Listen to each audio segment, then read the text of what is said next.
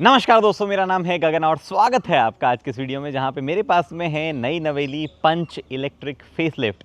Battery pack बड़ा हो गया है, काफ़ी सारे और भी चेंजेस आए हैं जो कि गाड़ी को चलने में अलग बनाएंगे, एफिशिएंसी में अलग बनाएंगे। तो इस वीडियो में मैं रेंज टेस्ट करूंगा और स्वॉट एनालिसिस भी करेंगे, यानी कि गाड़ी जो है उसकी बढ़िया बात क्या है, बेकार बात क्या है, किसको लेनी चाहिए, किसको नहीं लेनी चाहिए। बट रेंज टेस्ट जो है उसको करने के लिए सबसे इंपॉर्टेंट है कि गाड़ी को 100% चार्ज करना है। इसीलिए मैं आया हूँ मेरे फेवरेट रिलायबल स्टैटिक पे। आई ऑलवेज प्रमोट स्टैटिक, और इलेक्ट्रिक कार्स के टेस्ट के टाइम पे स्टैटिक का कोई ना कोई यूज़ बिल्कुल आ जाता है। Mostly public DC chargers use होते हैं, जैसे कि मैं अभी कर रहा हूँ पंच ईवी को 100% करने के लिए। इनफैक्ट घर पे मैं यूज़ करता हूँ स्टैटिक का नेक्टर 7.2 AC चार्जर, और जो पोर्टेबल 3.3 किलोवाट चार्जर है वो भी स्टैटिक का है मेरे पास में अब। All of them are absolutely reliable product. एक ही ऐप से आप चार्जर खरीद भी सकते हो, पब्लिक चार्जर्स यूज़ कर सकते हो, इनफैक्ट होम चार्जर भी उसी से कंट्रोल कर सकते हो। App itself is done properly. आपको स्टैटिक के अलावा भी काफ़ी ऑपरेटर्स लिस्टेड मिल जाते हैं, और जब आप ट्रैवल करते हो तो ओवरऑल एक सॉलिड स्ट्रॉन्ग नेटवर्क आपको एक ही ऐप से एक्सेस करने को मिलता है। तो अगर आपको भी स्टैटिक यूज़ करना है, जो कि आई थिंक डेफिनेटली करना चाहिए, तो हर बार की तरह ऐप का लिंक डिस्क्रिप्शन में है। अब पंच पे लौटते हैं। ओके जी, तो 433 किलोमीटर पे मामला शुरू हुआ है। ट्रिप ए और बी दोनों रीसेट कर दी है। काम में हम ट्रिप ए लेंगे, मतलब रेंज टेस्ट के लिए देखने के हिसाब से। बी जो है मैं अपने हिसाब से कुछ कुछ जगहों पे रीसेट करूंगा, देखना चाहूँगा। स्पेसिफिक चीज़ें मैं नोट करता रहता हूँ चलाते टाइम पे कि किस जगह पे कितनी एफिशिएंसी वगैरह आ रही है। एक तो टाटा का जो एफिशिएंसी बताने का जो तरीका है वॉट आवर पर किलोमीटर वाला, वो थोड़ा कन्फ्यूजिंग है। तो मैं दोनों में आपको करके बताऊँगा, वॉट आवर पर किलोमीटर जो यहाँ दिखा रहा है और पर किलोवाट आवर कितने किलोमीटर चलती है उस हिसाब से बताऊँगा।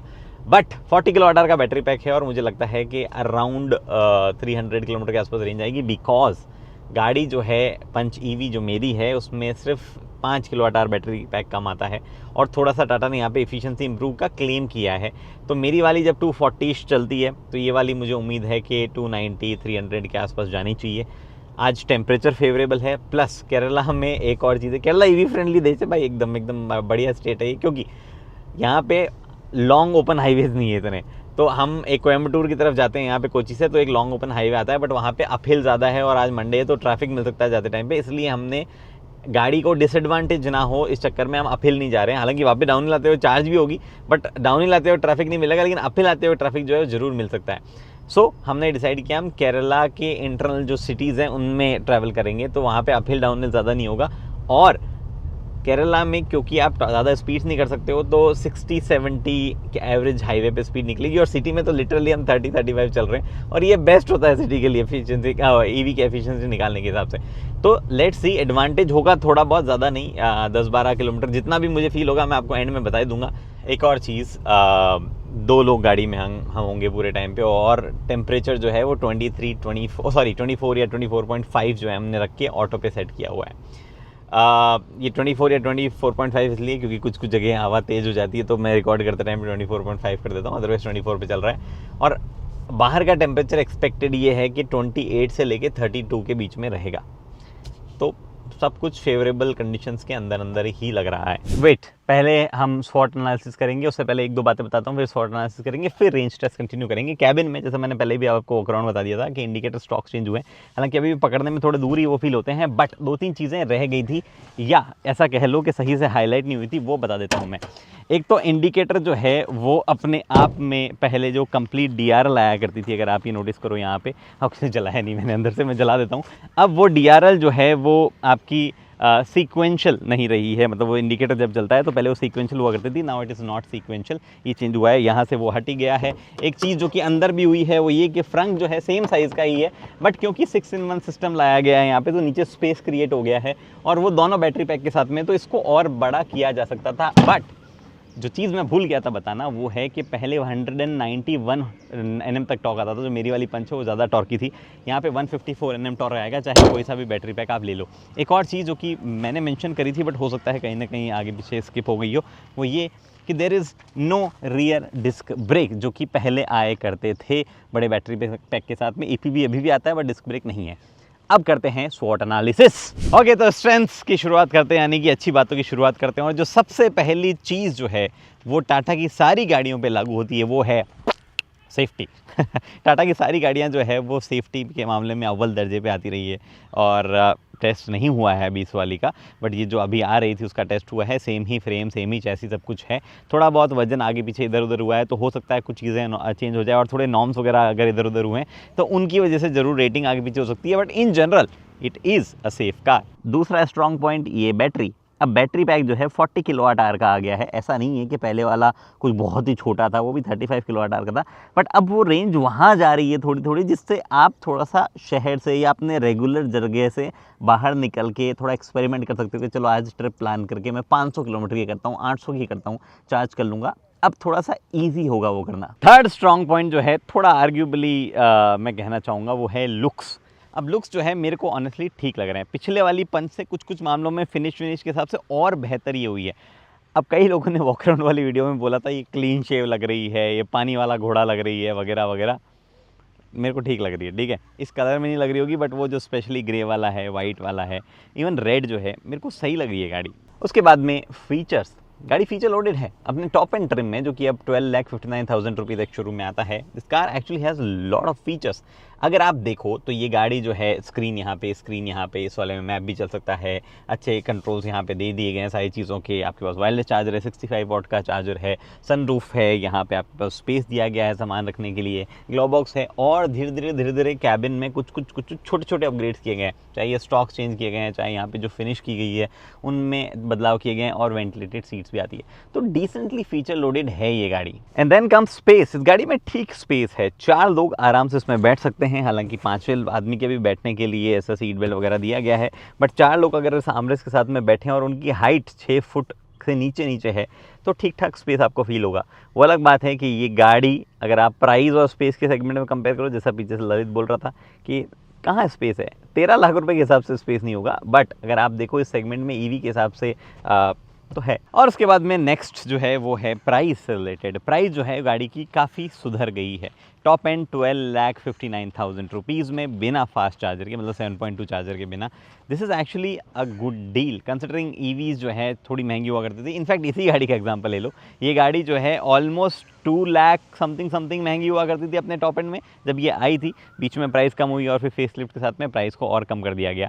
तो this price is actually good. उसके बाद में एक और पॉजिटिव इस गाड़ी का है इसकी राइड क्वालिटी।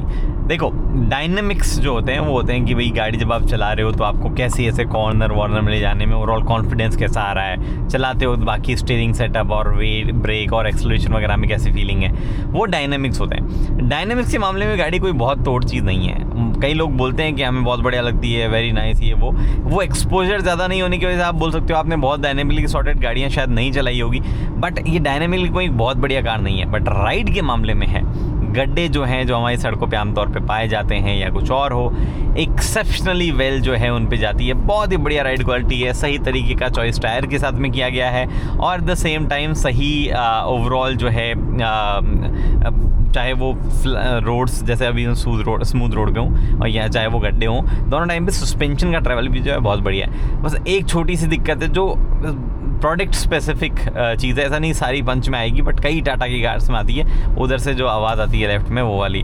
बाकी ऐसा कुछ भी चीज़ जो है वो नहीं है कि मेरे को राइड में कहीं पे भी कॉम्प्रोमाइज़ ऐसा कुछ कहने को मिले। Brilliant ride quality. और कौन सी चीज़ बढ़िया काम नहीं करती है, यानी कि पॉजिटिव नहीं है इस गाड़ी के बारे में, यानी कि कॉन्स क्या है, यानी कि वीकनेस क्या है, उसकी बात कर लेते हैं। सबसे पहले इस वीकनेस जो है वो इस गाड़ी की है रिलायबिलिटी। सी बॉडी में मजबूत है गाड़ी, लेकिन अंदर से बड़ी नाजुक है। कई बार जो मेरी पंच ईवी है उसमें ऐसे इश्यूज़ आए हैं जो कि आप इमेजिन भी नहीं करते, और it's very how do I से इट कि ऐसे इश्यूज़ है कि गाड़ी पूरी बंद भी नहीं हुई, ख़राब भी नहीं हुई, बट चल भी नहीं रही है। कभी वार्निंग लाइट्स आ जाती है, कभी लॉक नहीं होती है, कभी कोई चाइम आती है तो बजती रहती है, कभी ऑटो होल्ड की वार्निंग आती है, पार्किंग ब्रेक की वार्निंग आती है वगैरह वगैरह।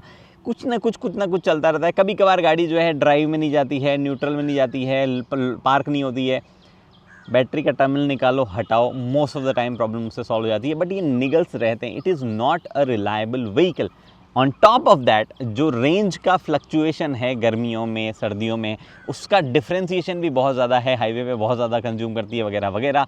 तो वो भी एक चीज़ है, ओवरऑल रिलायबिलिटी में मज़ेदार नहीं एक्सपीरियंस देती है। वीकनेस में एक और चीज़ है जो कि इस गाड़ी के साथ में बढ़िया नहीं बैठती है, एंड दैट इज़ इफ़िशियंसी।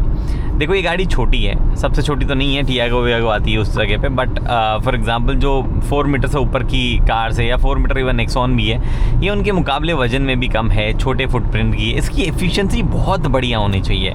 अगर रेगुलर टर्म्स में बात करूँ तो 1 किलोवाट आवर में 8 किलोमीटर चलने वाली गाड़ियों की एफिशिएंसी अच्छी होती है, उससे नीचे वालों की ओके एवरेज होती है, और उसके नीचे जो है बिलो एवरेज वाला कहाँ से कह सकते हो 7 किलोमीटर पर किलोवाट आवर। ये कार 7 कर देती है, ना भी करे, डिपेंड करता है सिचुएशन। मतलब मैं जो ओवरऑल मिक्स यूजेस के हिसाब से बता रहा हूँ, सिर्फ हाईवे और सिर्फ सिटी की नहीं बता रहा हूँ मैं, मिक्स यूजेस के हिसाब से बता रहा हूँ। और इसको डेफिनेटली 9 किलोमीटर पर किलोवाट आवर जो है जाना चाहिए था। अगर ये 9 किलोमीटर पर किलोवाट आवर के हिसाब से एक्चुअल में जाने लगे तो 40 किलोवाट आवर के बैटरी पैक के हिसाब से ये शॉर्ट 350 से ऊपर की रेंज दे, बट ये उतना जाती नहीं है। That is a problem. मतलब इन द सेंस अगर आपको सिंपल भाषा में समझना हो तो मैं ये कहना चाह रहा हूँ कि ये जितने रुपए का चार्ज करते हैं हम, उतने में कुछ गाड़ियाँ हैं जो इससे ज़्यादा चल जाएगी उतने रुपए के चार्ज में, इसके मुकाबले ये कम चलती है, एवरेज कम देती है अगर आपको नॉर्मल भाषा में समझाऊँ तो। उसके बाद में अगला वीकनेस है सर्विस शेड्यूल। ये गाड़ी हर 6 महीने में सर्विस सेंटर जाएगी, ये इसका तय शेड्यूल है। कई लोगों ने अपने डिफेंस में ये बोला हुआ है कि एक छोटी सर्विस होती है, एक बड़ी सर्विस होती है, वगैरह वगैरह। It makes no sense to me. अगर मैं साल में 2 बार सर्विस सेंटर जा रहा हूँ तो मैं साल में 2 बार सर्विस सेंटर जा रहा हूँ।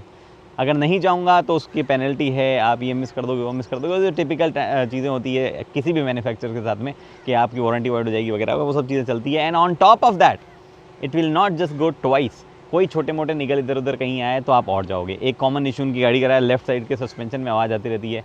कसम खा के बता दो टाटा ओनर्स, अगर आपके पास गाड़ी है, हर दूसरे बंदे के साथ मैंने वो प्रॉब्लम सुनी है। हर सर्विस सेंटर पे एक ना एक टाटा गई है जिसके लेफ्ट साइड के सस्पेंशन में से गड्ढे में फट फट की आवाज़ें आती है।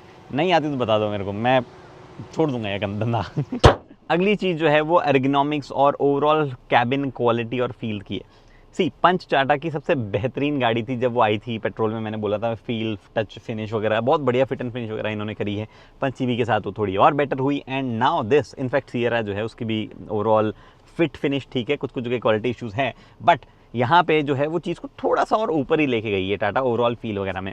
बट स्टिल कई छोटे मोटे एर्गोनॉमिकल प्रॉब्लम, उन्होंने इंडिकेटर स्टॉक्स चेंज कर दिए हैं लेकिन फिर भी जो है वो दूर ही फील होते हैं। उन्होंने ये वाले पार्ट के बारे में कुछ नहीं किया जो कि टच होता है, दिस एंटायर टच सिस्टम। अब ऑब्वियसली वो लोग उसके ऑर्डर दे चुके हैं, मल्टीपल गाड़ियों के लिए वो बन चुके हैं, तो वो आते रहेंगे, उसमें कोई इंप्रूवमेंट नहीं है, आपको अभी भी नज़र हटा के देखना पड़ता है। And on top of everything this dual shaped knob, कितना डिफिकल्ट है एक नॉर्मल नॉब ड्राइव सेलेक्टर बनाना। अभी हुआ है रास्ते में एक जगह, मैं रिवर्स में था, मुझे रियलाइज़ हुआ नहीं अब आगे जाना है, मैंने चेंज मारा, चेंज हुआ नहीं, अभी हो गया है, उस टाइम नहीं हुआ, और गाड़ी जो है वापस मैंने एक्सीलेटर दबा दिया, पीछे चली गई। If there is this noise of click click click click, it means it should shift. It is not shifting, there should be a clear visible and audible warning. सारे आवाज़ सेम होती है, पिम पॉम टिंग टिंग, डिफरेंस ही समझ में नहीं आता है। एक अच्छे मैन्युफैक्चरर ने जिसने सालों तक गाड़ियाँ बनाई है, उसने अगर ये गलती करी है तो this will be counted as a negative thing. Also धीरे धीरे इनकी गाड़ी थोड़ी सी एज जब होती है तो it shows the age before the actual uses should be, मतलब before the actual age should come based on the uses। मेरी पंच ऑलरेडी थोड़ी पुरानी फील होने लगी है। आई डोंट नो मटेरियल है या क्या है, इट्स जस्ट एजिंग फास्टर। उसके बाद में नेक्स्ट पॉइंट है रीसेल। ये ना एक भयंकर वीकनेस है इलेक्ट्रिक कार्स के साथ में और टाटा के साथ में भी। जब दोनों का कॉम्बिनेशन एक साथ बैठ जाता है, टाटा प्लस इलेक्ट्रिक कार, तो ये थोड़ा सा और ज़्यादा लीथल हो सकता है अगर आप रीसेल करने की प्लानिंग में हो। ओनली बाय एन ईवी, अगर आपको पता है कि मैं उसे चला के ख़त्म कर दूंगा, शायद ही उसको बेचने जाऊंगा। बिकॉज फिलहाल जिन भी लोगों ने ईवी ले रखी है वो जब बेचने जाते हैं, नो मैटर ब्रांड क्लेम क्या करता है कि हमारी बायबैक पॉलिसी ये है वो है, मैंने रख रखी है, मैं बताता हूँ, बेचने जाता हूँ, तब क्या होता है। I got it for 13 point something lakh, let's say 13.5 lakh रुपए की। टाटा ने उसके बाद 1.5 लाख रुपए प्राइस कम किया, मेरी गाड़ी 12 लाख की तो वैसे ही हो गई नई, मैंने भले ज़्यादा दी तो क्या फ़र्क पड़ता है। उसके बाद जब मैं बेचने जाता हूँ तो मेरे को वैल्यू मिलती है क्या, गेस करो। मैंने 23,000 किलोमीटर चला लिए, 2 साल ऑलमोस्ट होने को आए हैं, 2 लाख टूटे होंगे, 3 लाख, 4 लाख, 5 लाख, 6 लाख, कितने टूटे होंगे या उससे ज़्यादा। मैं क्या बताऊँ आपको क्या वैल्यू मिल रही है। इस पर एक डेडिकेटेड वीडियो किया जाएगा, अभी मैं गाड़ी बेचने जाऊँगा और मैं उसकी वैल्यू निकालूंगा, लेट्स सी क्या वैल्यू मिलती है। बट कोई खास वैल्यू जो है गाड़ी की नहीं मिलती है, and that is a sad reality. अगर आपको रीसेल चाहिए, डू नॉट बाय। ओके, अगले सेगमेंट पे बढ़ते हैं जो कि है अपॉर्चुनिटी। अपॉर्चुनिटी किसके लिए है गाड़ी? वेल, उन लोगों को खरीद लेनी चाहिए गाड़ी जिनको लगता है कि वो 70 से 100 किलोमीटर पर डे चलाते हैं, 3-4 लोग ही बैठेंगे एट मैक्स, जब भी बैठने वो मोस्टली अकेला बंदा चलता है। You can buy this vehicle, this is actually great vehicle. अगर आप उन लोगों में से हो जिनको लगता है कि टाटा का जो सेफ्टी वाला कॉम्बो है उसके साथ में अगर ईवी लेने की मैं सोच रहा हूँ, मेरे दिमाग में वो है, you can buy this vehicle. अगर आपकी रनिंग ज़्यादा है उस जगह पे लैंड होते हो तो this is actually a perfect combination. वो लोग भी इसको खरीद सकते हैं जो कि सीएनजी, डीजल इधर उधर कंफ्यूज हो रहे हैं, छोटी गाड़ी उनको चल जाएगी, और जिन लोगों को लगता है कि मेरे घर पे चार्जिंग है, या इनफैक्ट सोलर इवन बेटर, या कई लोग जो कि कंपनी में डेप्रिसिएशन क्लेम कर सकते हैं ईवीज़ पे थोड़ा सा ज़्यादा जो मिलता है, you can also buy this vehicle. This is a fantastic package for you. But threats किसके लिए, यानी कि किसको इस गाड़ी से दूर रहना चाहिए? अगर आप उन लोगों में से हो जिनको हर चीज़ की क्वालिटी, फिनिकीनेस और ऐसा रिलायबिलिटी टॉप नॉच चाहिए कि हर चीज़, मैं घर गाड़ी ले आया, काम वो करनी चाहिए, 1 साल में एक बार सर्विस लेके जाऊंगा, वैसे चलनी चाहिए, this is not the car for you. ये आपको अवॉइड करनी पड़ेगी। अगर आप उन लोगों में से हो जो ऐसा सोच रहा है कि मैं एक कन्फाइंड जगह पे नहीं चलाता हूँ, मेरी रनिंग बहुत ही ऑड हो सकती है, मैं हो सकता है घर पे गाड़ी खड़ी रखूँगा मोस्ट ऑफ द टाइम, और जब चलाऊँगा तो 200, 300, 400 किलोमीटर एक डायरेक्शन में चला जाऊँगा, तो भी प्रॉब्ली शायद ये आपको ईवी की तरफ नहीं जाना चाहिए, बिकॉज यहाँ पे आपको थोड़ी प्लानिंग वगैरह कई चीज़ें करनी पड़ेगी, वो वाला सिस्टम है। अगर आप उन लोगों में से भी हो, जैसे मैं पहले बोल रहा था कि रीसेल ढूंढ रहे हैं, unfortunately this is not the car for you. In fact there is a suggestion, अगर आप रीसेल वाला देख रहे हो, आप ऑलरेडी सेकंड हैंड ईवी ढूंढो कहीं ना कहीं से, मोस्टली नहीं मिलेगी आपको, क्योंकि ना तो ये जो प्लेटफॉर्म्स है सेकंड हैंड कार बेचने वाले ये खरीद रहे हैं, ना कुछ और। आप तो ईवी ओनर को ढूंढो, बोले भैया गाड़ी बेच रहे हो क्या, अगर वो बोले कि ठीक ठाक दाम दे रहे हो, दे लो, और आपका मामला बन जाए तो by second hand. Probably do not by the top end variant, ये तभी लो जब आपको पता है कि मैं चला के ख़त्म करूँगा। रीसेल वाले मामले में अगर आप हो, डू नॉट बाय दिस।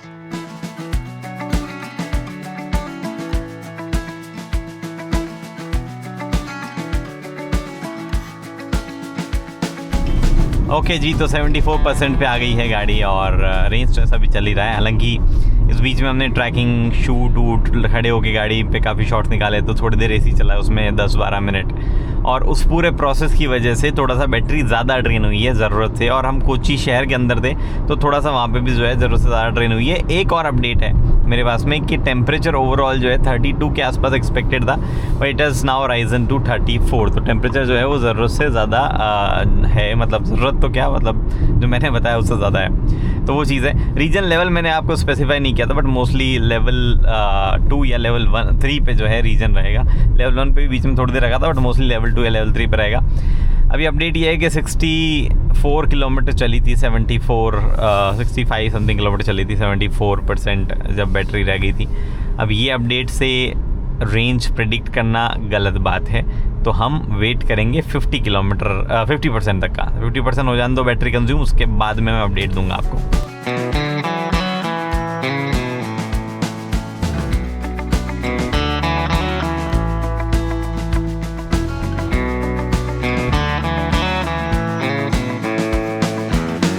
%48 पे आ गई है बैटरी। 148 किलोमीटर गाड़ी चल चुकी है। और 2-3 चीज़ें हैं जो कि मैं और बता देता हूँ। अभी रेंज टेस्ट ऑब्वियसली पूरा तो नहीं हुआ है, पूरा होगा जब बात करेंगे ढंग से।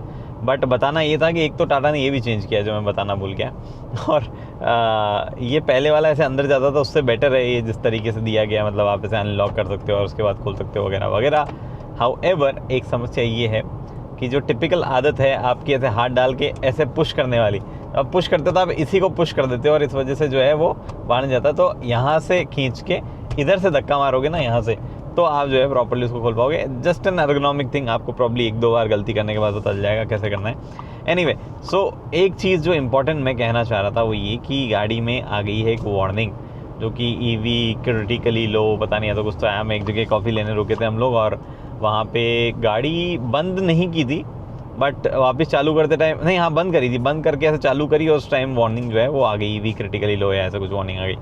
सो वो वार्निंग है, और बंद हमने इसलिए नहीं करी थी कि हमें रुकना था और बंद करना था, हमें 2 मिनट में कॉफ़ी जाके लेके आना था। बंद इसलिए करी थी क्योंकि फ़ोन कनेक्ट नहीं हो रहे थे।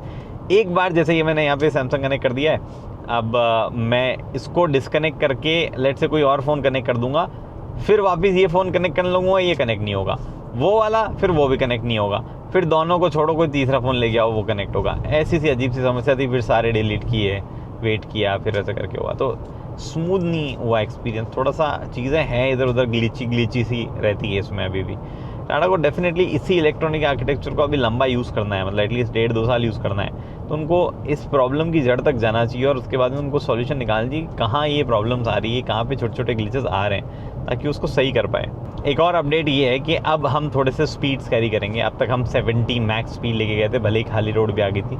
अब 90 जो है वो मैक्स स्पीड जाएगी, कुछ देर तक ही रहेगी, ज़्यादा देर नहीं रह पाएगी क्योंकि आगे फिर रोड धीरे हो जाएगी। तो 90 जो है उस स्पीड पे हम चलेंगे, और लेट्स से 85 ज़्यादा लॉजिकल होगा। 85-90 हम जो है स्पीड मेंटेन करेंगे और वो रहेगी अगले 25% तक, यानी कि अभी 47 ऑलरेडी हो गई है, तो I will keep it till 24।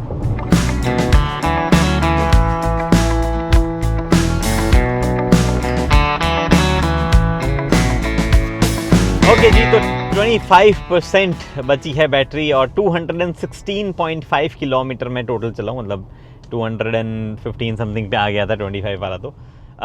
But अभी भी रेंज जो है वो टेक्निकली, मतलब अभी के हिसाब से रेंज निकालोगे ना तो आप ये 300 किलोमीटर चल रही है, लेकिन इस रेंज पे हम कंक्लूड नहीं करेंगे बिकॉज मेरा 5 जीबी के साथ पर्सनल एक्सपीरियंस है।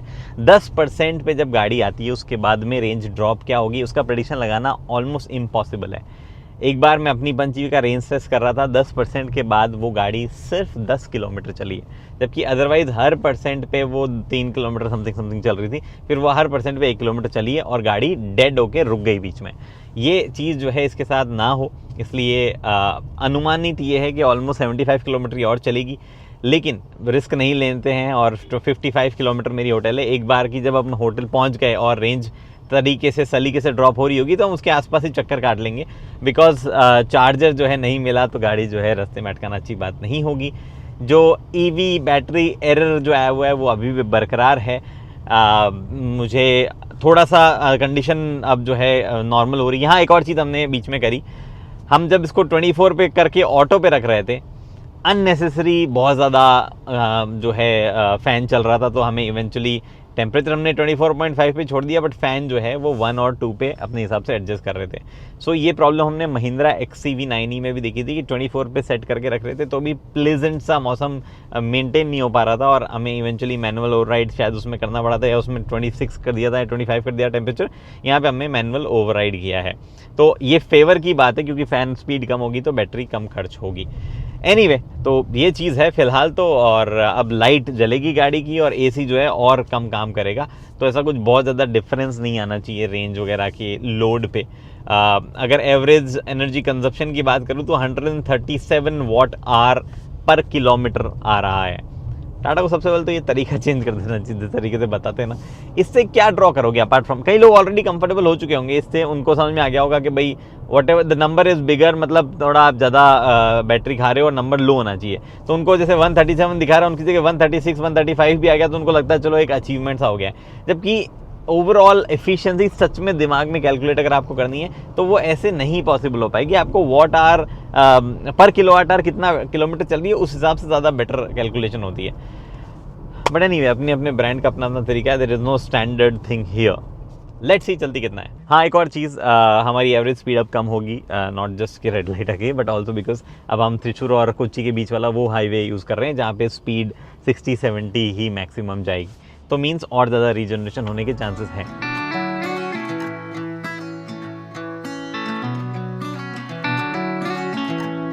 सो 272 किलोमीटर बाद में हम लोग 90% कंज्यूम कर चुके हैं और सिर्फ 10% बैटरी बची है।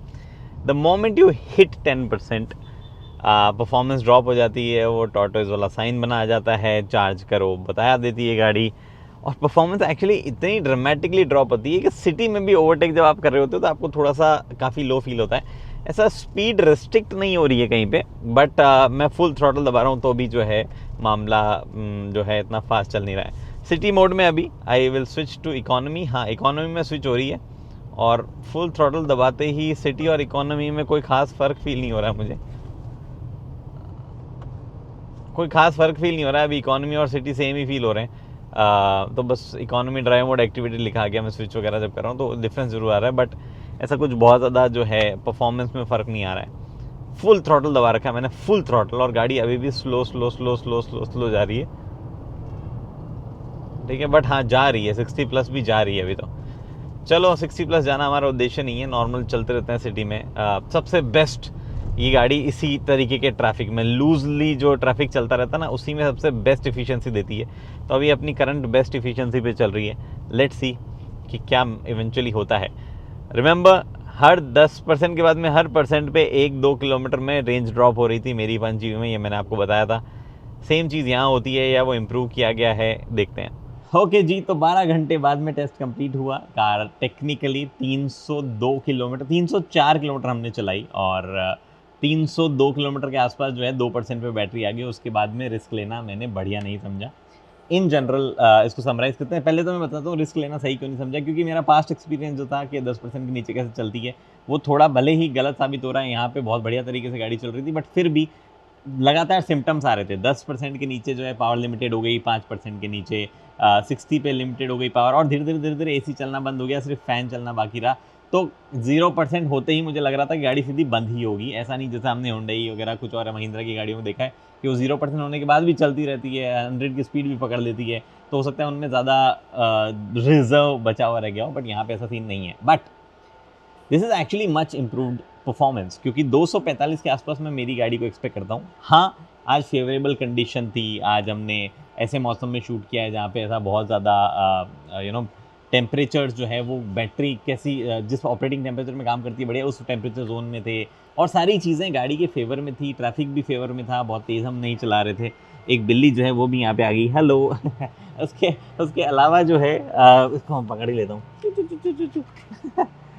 बेटा जाओ, इलेक्ट्रिक कार इसलिए आ गई, वरना यहाँ पे हीट ज़्यादा हो रही होती, इंजन की तो नहीं आती। एनीवे, तो बात हम ये कर रहे थे कि बहुत ही ज़्यादा फेवरेबल कंडीशंस थी। बट एक चीज़ और, 310 के आसपास ये रेंज देती ओवरऑल। 310, हाँ मैं 310 मान के चल रहा हूँ, या लेट्स से 320 ये दे देती। और उसके बाद में मैं एडिशनल 15 किलोमीटर ऐड करूँगा, बिकॉज हमने ऑलमोस्ट 20 मिनट गाड़ी खड़े रखी है, चलाई नहीं है। शूट के टाइम पे भी थोड़ा वेस्ट हुआ है, तो मैं एडिशनल 335 किलोमीटर बोल सकता हूँ कि गाड़ी ओवरऑल चलेगी 100 to 0। बट रिमेंबर, हमारी फेवरेबल कंडीशंस थी। आपके यहाँ टेम्परेचर ज़्यादा होगा तो रेंज थोड़ी वहाँ ड्रॉप होगी, अगर आप सिर्फ हाईवे पे चलाओगे तो रेंज थोड़ी वहाँ ड्रॉप होगी। सबसे बेस्ट जो पीक मेरे ख्याल से जाएगी वो 400 किलोमीटर जाएगी, ऐसी जगहों पे जहाँ पे आपके शहर में ट्रैफिक बिल्कुल नहीं है। 50-60 लगातार गाड़ी स्मूथली कर सकती है, ब्रेक लगाने की ज़रूरत ही नहीं पड़ती है, आप पूरा थ्रॉटल से ही और रीजनरेटिव ब्रेकिंग से ही काम कर लोगे। It is amazing in terms of the small package की गाड़ी इतनी चल जाती है, लेकिन थोड़ा सा एफिशिएंसी वाले मामले में और बेहतर काम हो सकता था, कंसिडरिंग हमने और बेटर गाड़ियाँ एफिशिएंट तरीके की देख ली है। बट बहुत ही इंक्रीमेंटल अपडेट जो है वो ये कहा जाएगा, छोटा अपडेट नहीं है ये 5EV का।